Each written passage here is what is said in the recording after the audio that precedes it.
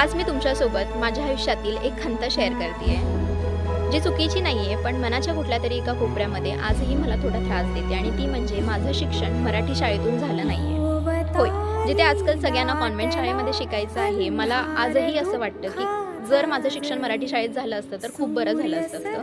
ह्यात वादच नाही आहे की मी मराठी चांगलं बोलते, मला इतिहासाचं चांगलं ज्ञान आहे आणि आजही लोक मला बोलतात की तुझं मराठी उच्चारण खरंच खूप सुंदर आहे.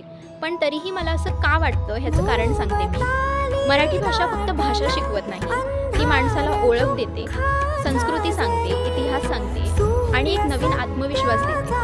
मराठी भाषेमध्ये जर आपलं शिक्षण होते किंवा आपल्या कुठल्याही मातृभाषेमध्ये जर आपलं शिक्षण होतंय तर विचार अधिक जास्त स्पष्ट होतात असं मला वाटतं. आणि हे फक्त मला मागे खेचण्यासाठी आणि ही खंत ॲक्च्युली मला मागे खेचण्यासाठी नाही आहे, तर हा एक विचार आहे. कारण आपण जेव्हा पुढच्या पिढीचा विचार करतो त्या निर्णय घेण्याचा, तेव्हा फक्त त्यांचं भविष्य कसं उज्ज्वल होईल हे विचार न करता त्यांची ओळख काय असेल हेही तितकंच महत्त्वाचं आहे. कारण की इंग्रजी किंवा इंग्लिश भाषा ही संधी देऊ शकते, पण मराठी किंवा मातृभाषा आपल्याला माणूस बनवते. तुमचं काय मत आहे यावर मला कमेंट सेक्शनमध्ये नक्की कळवा.